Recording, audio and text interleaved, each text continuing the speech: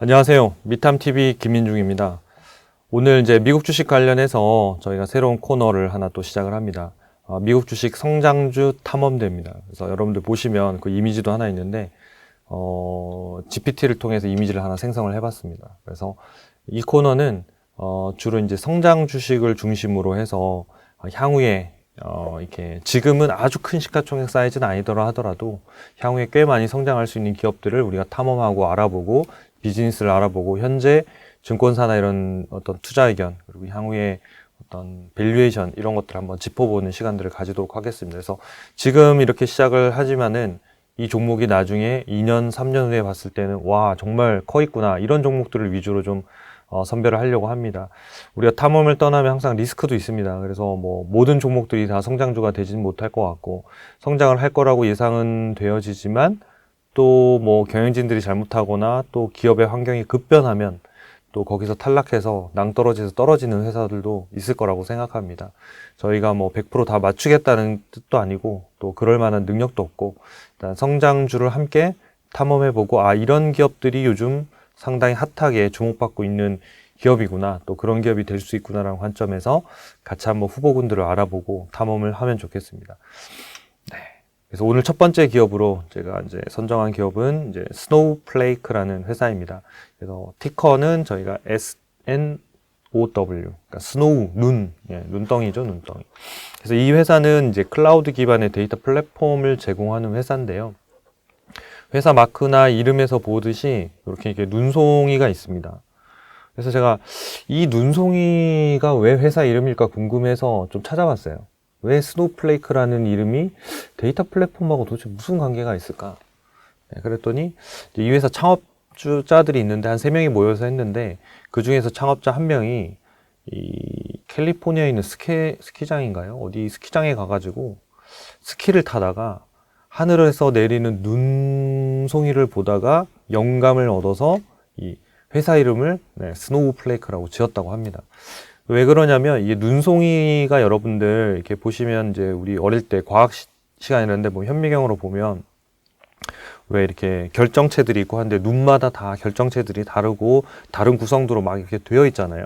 그래서 요 분은 이제 뭐 이 창업자들이 주로 이제 오라클에서 근무하다 나온 분들이 하셨는데 그래서 데이터를 처리하고 뭔가 이런 것들이 원래 전문 인력들이 하셨어요. 그리고 이분들이 이런 데이터들이 다 다르고 한데 이것들을 어떻게 잘 이렇게 어레인지해서 뭔가 서비스를 하면 좋겠다라는 것들을 뭔가 눈송이를 보면서 떠올렸대요. 그래서 회사 이름도 스노우플레이크라고 하고 로고도 눈 모양으로 했다고 합니다. 재밌죠? 네. 그래서 회사마다 다 회사 이름을 지을 땐 다 이유가 있는 거거든요. 그래서 이 회사는 어쨌든 데이터와 관련된 뭔가를 처리하겠다라는 그러니까 다른 형태의 여러 가지 데이터들을 뭔가 한 번에 처리하겠다라는 이런 목표를 가지고 있는 회사인 거죠. 우선은 이제 이 회사가 뭘 하는 회사인지를 좀 알아볼 필요가 있겠죠. 왜냐하면 그러니까 이런 회사들이 성장하는지를 보려면 현재 산업이 성장하고 있는 분야에서 일을 하고 있는지가 되게 중요한데 옆에 왼쪽에 이 사진을 보면 제가 이제 홈페이지에서 캡처를 해왔는데, 여기 이제 이게 통이 있고, 이렇게 점이 있잖아요. 이렇게 막 이렇게 있는데, 이게 사실 뭐 눈이라고 보시면 되고, 이 여기에서는 데이터라고 보시면 되는데, 예전에는 이렇게 이제 데이터가 이런 원통형처럼 이렇게 데이터들이 다 이렇게 별도의 데이터베이스라는데 구분돼서 이제 저장이 되어 있었는데, 이걸 갖다가 스노우플레이크가 이렇게 쫙 다 이렇게 섞어서 그냥 하나로 만들어요. 그래서 클라우드 기반의 그러니까 이제 저희가 보통 이제 클라우드 기반이라고 하는데 여러분들 실생활에 쓰는 가장 많이 쓰고 계시는 것들이 아마 뭐 구글 독스나 뭐 구글 스프레드시트나 요즘은 이제 마이크로소프트 365도 이제 클라우드 기반으로 간 거거든요. 예전에는 본인 PC에서만 해야 된다고 한다면 지금은 서버에서 우리가 일을 하고 여러 사람들이 붙어서 같이 볼 수 있는 이런 환경들을 클라우드 환경이라고 하는데 바로 스노우플레이크라는 회사가 다양한 회사들이 가지고 있는 방대한 데이터를 그런 부분들을 이제 클라우드 상에서 상당히 빠르게 접근하고 안전하게 뭐 보안이나 이런 것들을 해결해 주는 그런 솔루션을 제공하고 있는 회사가 바로 이 스노우플레이크라는 회사입니다. 그래서 우리가 클라우드 서비스 업체라고 한다면 마이크로소프트에서 애저라고 하는 프로그램이 있고 또 아마존에서 하고 있는 뭐 AWS가 또 있죠. 그리고 이제 여러 가지 이런 그 클라우드 서비스를 하고 있는 회사들한테하고도 다 제휴가 되어 있어서 그 클라우드 서비스를 이용하고 있으면 네, 이 스노우플레이크라는 솔루션들을 통해서 상당히 빠르게 클라우드 환경을 구축해서 그 환경 안에서 데이터들이 정형 데이터나 또는 비정형 데이터나 반정형 데이터에 구분 없이 상당히 빠르게 접근해서 한 곳에 저장하고 접속하는 것들이 가능하다는 거예요. 그래서 이런 것들을 데이터를 통합하고 분석할 수 있는 클라우드 솔루션을 제공하는 회사가 스노우플레이크입니다. 앞으로의 시대는 데이터의 시대잖아요. 지금도 데이터의 시대지만 점점 많은 데이터들이 쌓이고 이 데이터들을 어떻게 분석하고 접근하고 빠르게 꺼내고 응답하고 하는 건지. 그러니까 GPT 같은 경우도 데이터를 주고받으면서 계속해서 인터랙션을 하는 거잖아요. 그래서 그런 부분들을 얼마나 빨리 접근하고 처리하는지가 되게 중요한 기능들이 점점 돼가고 있습니다. 그래서 데이터가 점점 많아지게 되면 그걸 처리하는 뭐 CPU나 GPU나 뭐 이런 것들도 상당히 되게 중요하지만 그런 하드웨어 외에도 이런 형태의 솔루션들이 그런 것들을 훨씬 더 원활하게 돌아가게 만들어주는 되게 중요한 것입니다. 그리고 이런 컴퓨팅과 스토리지가 분리되어 있어서 보통은 컴퓨터 안에 스토리지가 같이 있는 구조인데 이건 분리되어 있어서 클라우드 상에서 이 회사가 이제 뭔가 많이 돌려야 되고 뭔가를 구축해야 될 때는 이 용량을 늘려가지고 쭉 사용하다가 나중에는 예를 들어서 스토리지는 놔두고 컴퓨팅만 하면 된다. 그러면 이제 컴퓨팅 할 때만 돈을 또 내면 돼요. 그래서 이런 것들이 좀 유연하게 할 수 있어서 초 단위로 사용량에 따른 과금을 부과할 수 있기 때문에 또 많은 사람들이 또 이용을 하는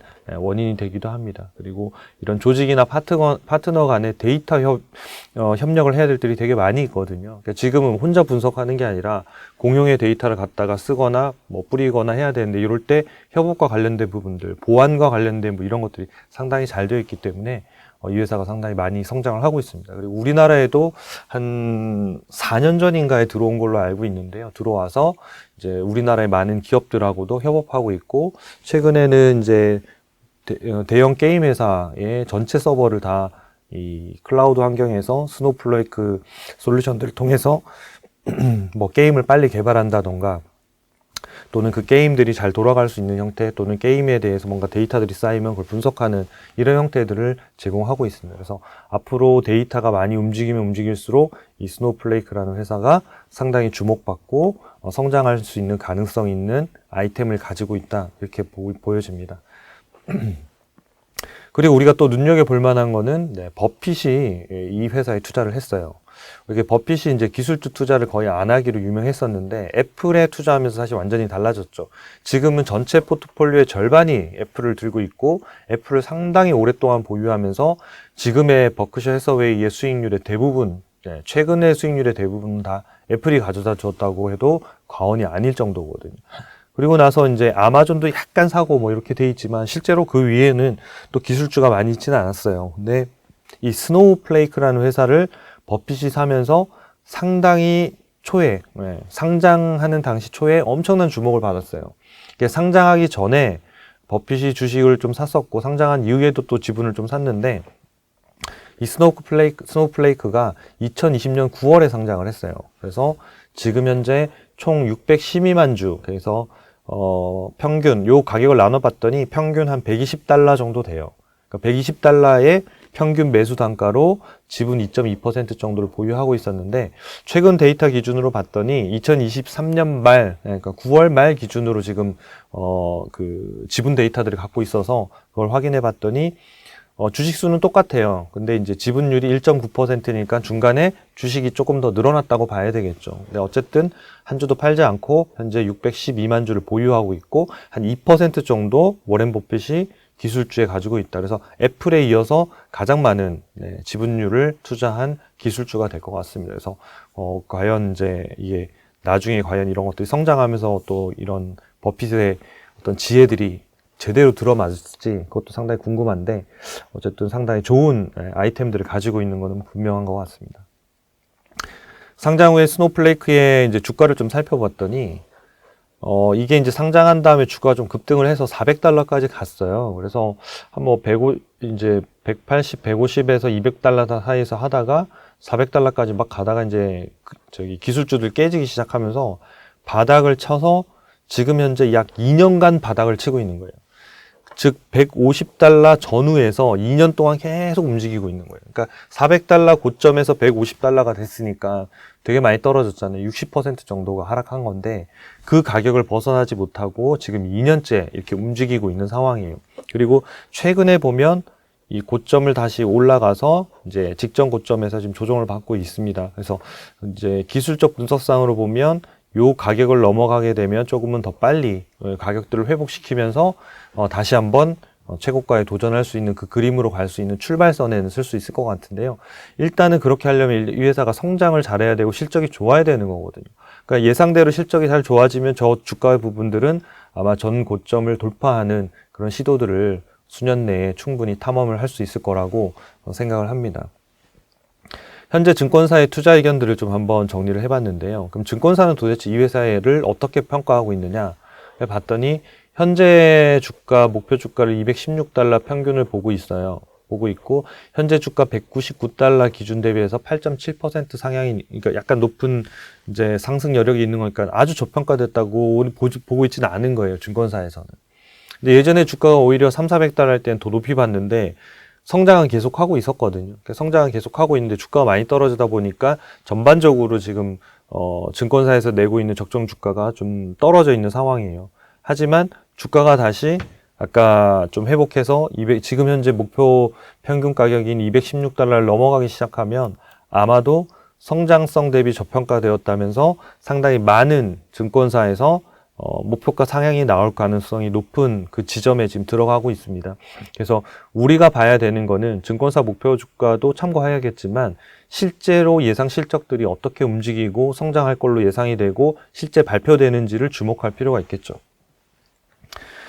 이 증권사 투자계획 전체를 보면 최근에 이 1월달, 그러니까 2024년도 1월달에 보면 다운그레이드 이렇게 뭐 되어 있는데 보면 대부분 목표가가 뭐 한 200달러 전후 이렇게 되어 있고, 뭐 RBC 캐피탈 같은 경우에는 뭐 230달러까지도 제한을 했어요. 그래서 지금은 뭐 목표가도 140, 170 이렇게 떨어져 있다가 이제 점점 올라가고 있는 이런 상태예요. 그래서 주가가 올라가면 아마 이 부분은 회복이 될 거고, 주가가 회복되기 위해서는 반드시 실적 성장이 높게, 그것도 실현 가능하게 나타나야 될 것 같습니다.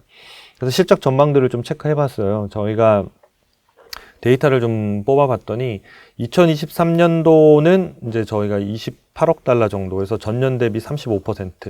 근데 주당 순이익은 여전히 적자예요. 마이너스 2.7달러 정도 했고요. 내년도에 이제 2024년, 내년도에 올해 예상 실적은 매출액 36억 달러로 전년 대비 30%. 그러니까 매출액이 30% 늘어나면 상당히 많이 고성장이라고 보시면 돼요. 그래서 매출액이 여전히 2년 연속 30%가 늘고 주당 순이익은 근데 마이너스 2.57이니까 크게 줄진 않죠.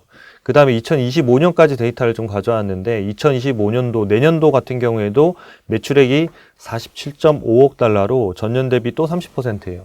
이렇게 1년에 30% 늘면 한 2년이 지나가면 2배씩 막 매출액이 늘어나는 거거든요. 그러면 지금 현재 2025년도에도 보면 예상 주당 순이익이 마이너스 2.4달러니까 이 회사도 상당히 많은 투자들을 하고 직원들을 뽑고 지금 가고 있는 건 맞아요. 그러다 보니까 순이익 자체는 마이너스가 나고 있어요. 그래서 혹시 이게 적자 기업인데 내가 투자해도 될까? 이런 고민이 상당히 많이 되잖아요. 그래서 고속 성장하는 기업들의 초창기는 대부분 적자를 기록하는 게 일반적이에요. 그래서 이게 적자를 기록하는 것 이전에 우리가 봐야 되는 거는 제가 자주 말씀드리지만은 주당 영업 현금 흐름, 그러니까 현금 흐름을 흑자로 유지하고 있으면 추가로 캐시플로우, 뭐 추가로 자금을 조달해야 된다 이런 이슈가 없기 때문에 아무 문제가 되지 않아요. 그래서 뭐 설비 투자를 많이 하는 기업이나 또 서버나 이런 것들을 많이 구축해야 되는 기업들 같은 경우에 초기 투자가 많기 때문에 어쨌든 이익은 마이너스일 수는 있어요. 근데 실제로 캐시플로우 상으로는 되게 좋을 수도 있기 때문에 그 부분을 같이 좀 평가해서 초기를 잡는 게 좋아요. 지금은 이익이 마이너스이기 때문에 투자 지표나 이런 것들도 다 마이너스로 나오거든요. 그러니까 ROE도 마이너스로 나올 거고, 뭐 PER도 뭐 마이너스로 나오고, 내가 어떻게 뭘 보고 투자하지 할 때 그때 보셔야 되는 게 바로 현금 흐름이라는 거예요. 그래서 현금 흐름도 살펴드릴 건데, 일단은 지금 이제 이 회사가 이제 실적이 계속 적자였어요. 그러니까 매출액이 엄청나게 늘어나는데도 적자를 계속 지금 이제 유지하고 있는 상태인데, 요 부분이 이제 저희가 이렇게 현금 흐름을 가지고 좀 볼 필요가 있다. 그래서 제가 현금 흐름하고 주당 순익, 주당 현금 흐름을 비교한 차트를 하나 가져와 봤는데요. 여기를 보시면 이제 주당 순익은 여전히 이렇게 마이너스예요. 마이너스고 적자고, 이제 2024년, 2025년부터 요 축소폭이 조금 줄어드는 거예요. 이렇게. 그래서 언젠가는 흑자 전환을 하겠죠. 근데 여기 보시면 주당 영업 현금 흐름이라고 CPS라고 되어 있잖아요. 요 데이터를 보면 2021년도에 이미 흑자 전환을 했어요. 2021년도에 주당 영업 현금이 0.37달러로 흑자 전환을 했어요. 그리고 2023년도 지금 연간 실적이 확정이 돼서 나오진 않은 상태인데, 지금 현재 연금으로 예상할 때는 한 2.2달러 정도까지는 나올 것 같아요. 그러면 뭐냐면, 주당 순이익은 뭐 마이너스 2.5달러 수준이지만, 주당 영업현금은 뭐 2.2달러 플러스 수준이에요. 그래서 결국은 이 두 개의 차트 괴리가 이렇게 계속 벌어질 수는 없거든요. 영업현금이 계속 유지되고 있으면 결국은 상당히 빠른 속도로 이게 턴을 할 거예요. 턴을 하는데, 성장주가 보통 이 주가가 이게 턴하기 전부터 주가가 오르고, 두 번째 본격적으로 어마어마하게 많이 오르는 게 이게 흑자 전환하면서부터 이제 두 번째 상승이 시작이 되는 거거든요. 첫 번째 상승은 바로 이 영업현금이 흑자 전환하고 이것들이 안정적으로 꾸준히 유지되고 있다라는 게 시장에 확인되어지고, 매출액이 성장할 때 1차의 큰 폭의 상승이 있고요. 2차는 좀 조정을 받다가 이제 이익이 이제 흑자 전환하면서 큰 폭으로 이제 이익들이 늘어나는 속도들이 막 늘어나겠죠. 뭐 1년에 뭐 100%, 뭐 150% 뭐 이렇게 늘어나는 구간이 올 텐데, 이 영업현금을 따라잡아야 되니까 그런 구간들이 올 거거든요. 그러니까 그 구간에 이제 시장에 되게 주목을 받으면서 꽃이 되는 거죠. 그러니까 이 회사의 꽃의 시대가 이제 열리게 될 텐데, 그래서 이 기업은 지금 적자지만 영업현금이 흑자를 기록하고 있고, 이런 부분들로 봐서는 그러니까 일반적으로 적자를 기록하는 기업보다는 좀 안정적으로 여러분들이 좀 보실 수 있을 것 같아요. 그리고 마지막으로 이제 종목 진단을 좀 살펴보면, 이제 전체 이제 이 스노플레이크의 점수가 52점입니다만은, 여기 보시면 성장성의 점수를 되게 많이 받았어요. 나머지 이제 수익성이나 이런 독점력에서 점수가 낮은 이유는 뭐냐면, 이 회사 적자라고 그랬잖아요. 수익성이라고 하는 거는 마진율에 대한 개념이거든요. 이게 영업이익률이든 뭐 에비타 마진이든 마진율 자체가 높고 이익을 많이 벌어야지 수익이 나오는데, 이 회사는 지금 아까 액면상으로는 적자라고 그랬잖아요. 그래서 수익성에서 점수를 못 받았기 때문에 낮은 거예요. 자, 반면에 오른쪽에 보시면 현금 창출력이라고 해서 얘는 거의 만점 4점을 받았잖아요. 5점 만점에. 얘는 왜 그래요? 아까 주당 영업 현금 흐름은 되게 좋았잖아요. 그래서 얘는 현금 흐름을 체크하는 지표예요. 그래서 걔를 알고리즘에 따라서 계산해 보면 상당히 좋다. 그래서 이 수익성 부분은 나중에 채워질 거라고 보여지는 거예요. 지금은 52점이지만 이 회사는 시간이 가면 갈수록 60점, 65점, 70점, 80점대까지도 충분히 성장할 수 있는 성장주로 보여집니다. 그래서 요 밑에는 이제 다른 이제 요 업종에 속해 있는 경쟁사들은 어떻게 되어 있나 보면, 이게 성장성이 요 스노플레이크만큼 높은 기업들이 거의 없어요. 그러니까 제일 높은 성장을 이제 요 업종 내에서는 보일 거로 예상이 되기 때문에 충분히 성장제 탐험대에서 살펴볼 만한 기업이라고 생각하고요. 요런 이제 데이터나 차트는 여러분들 초이스 스탁 검색하셔가지고 뭐 이렇게 포털 사이트에서 검색하셔서 네이버나 이런 데 검색하시면 들어오시면 이거 다 무료로 보실 수 있어요. 그래서 전 종목 다 보실 수 있으니까 검색하셔서 내가 관심 있고 투자하고 싶은 회사가 어떤 영역에서 좀 점수가 모자라는지, 성장하고 있는지 이런 것도 좀 보시면 좋을 것 같아요. 이거는 이제 저희가 22개 팩터를 가지고 그러니까 22개 팩터를 체크하기 위한 여러 가지 또 뒷단의 데이터가 있겠죠. 그걸 가지고 분석해낸 거기 때문에 여러분들이 뭐 눈으로 재무제표를 분석하든 또 향후에 컨센서스를 막 가지고 분석하든 비슷한 결과가 나올 건데, 개인이 하려고 하면 이게 몇 시간 이상 걸리는 작업이 될 거고요. 이제 얘는 기계가 하고 있으니까 그냥 검색하시면 1초 만에 할 수 있다는 거죠. 그러니까 그런 시간을 줄이고 여러분들은 이걸 보고 판단을 어떻게 할 건지에 대한 부분들을 스스로 해나가는 쪽으로 방향을 잡아가시면 이 솔루션들을 이용하는데 크게 도움이 되실 것 같아요.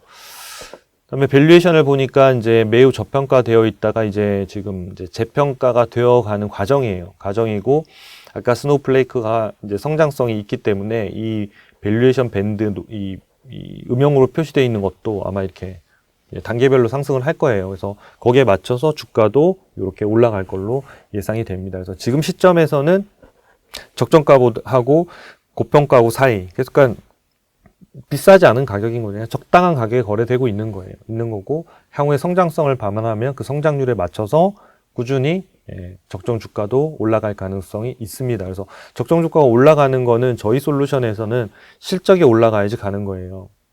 주가가 올라간다고 적정 주가가 올라가지는 않아요. 그래서 여러분들이 저희 솔루션에서 제공하는 요 밸류에이션도 좀 참고하셔서 전체적으로 좀 보시면 좋겠고요. 매매 신호를 좀 살펴봤더니 이 회사가 작년 11월 8일 날 얘는 이제 AI가 잡아내는 솔루션 매매 신호거든요.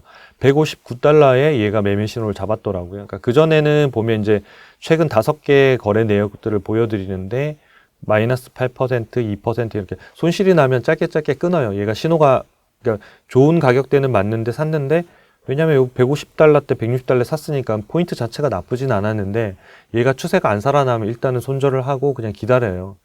왜냐면 굳이 그러니까 손실을 계속 키우거나 오랫동안 물려 있을 필요가 없잖아요. 그래서 이 AI 매물 신호는 수급 쪽에서 깨지면 일단은 손절하고 다음 기회를 찾는 거거든요. 그래서 얘가 기회를 지금 한 달에 한 번씩 막 찾다가 마지막에 잡은 게 11월 8일 날 159달러에 잡았고 지금까지 지금 보유의 신호들을 계속 유지를 하고 있거든요. 그래서 현재는 롯데부터 시작해서 한 24.7% 정도 올랐고 요 매매 신호도 역시 마찬가지 초이스탁에 들어오시면 확인하실 수가 있습니다. 그래서 여러분들이 이런 것까지 다 활용하시면 여러분들이 성장주를 보고 판단하실 때 훨씬 더 많은 도움이 되실 것 같아요.